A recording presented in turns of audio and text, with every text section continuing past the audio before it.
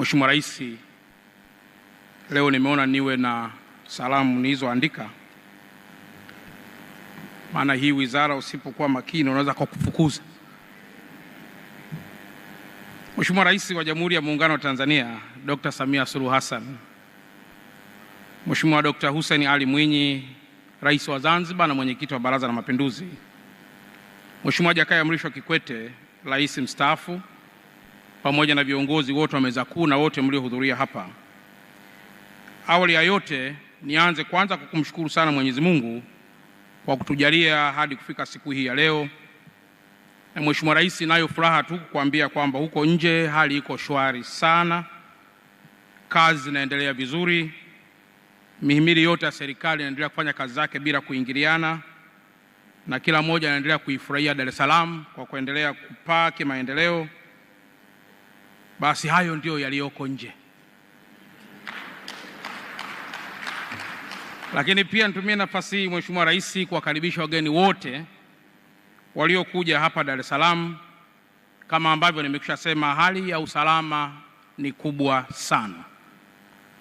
Pili, Mheshimiwa Rais, nitumie pia nafasi hii kushukuru wewe na kupongeza sana kwa yale yaliyotokea huko Geneva. Tulikuwa tunamuona tu Mheshimiwa Dr. Kikwete akizunguka na bahasha mpaka tunajiuliza amebeba nini, lakini kumbe yaliyojiri ndio haya. Naomba sote tupige makofi sana kwa ushindi wa Profesa Janabi aliyopata kule Geneva. Aidha, Mheshimiwa Rais, tunakushukuru sana kwa maboresho makubwa katika sekta mbalimbali hapa kwetu Dar es Salaam, kwa sababu mkoa huu umekuwa pia ni kitovu kikubwa sana cha masuala mbalimbali yakiwemo haya ya uhusiano wa kimataifa. Mheshimiwa Rais, mchakato wa maboresho wa sera mambo ya nje toleo la 2024 ulihusisha sana ushirikishwaji mpana wa wadau kutoka ngazi mbalimbali hapa nchini, na hasa katika mkoa huu ambao mimi umenipa heshima ya kuwa mkuu wa mkoa. Ni dhahiri kuwa mafanikio makubwa ya utekelezaji wa sera hii yanahitaji sana ushirikiano wa karibu kati ya serikali kuu na serikali za mitaa, na ndio maana leo wapo wakuu wenzangu wa mikoa wanaotoka mikoa ya mipakani.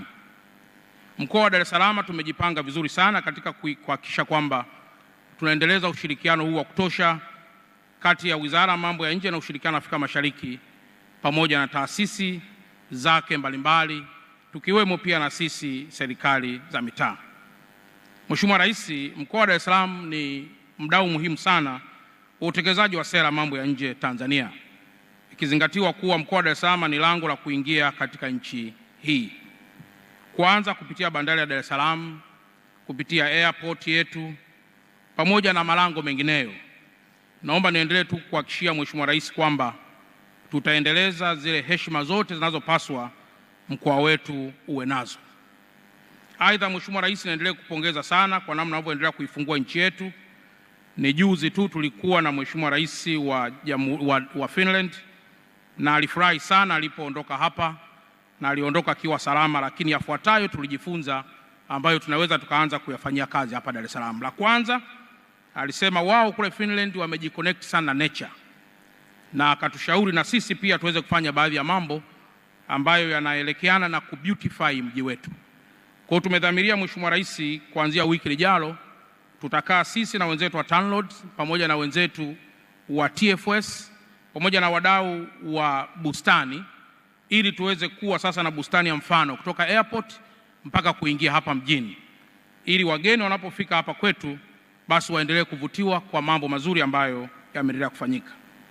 Baada ya kusema haya, Mheshimiwa Rais, tunakushukuru sana na tupo tayari, endelea kututuma, lakini jipe moyo kwamba tutavuka salama mno kuelekea katika yote ambayo nchi imeyapanga.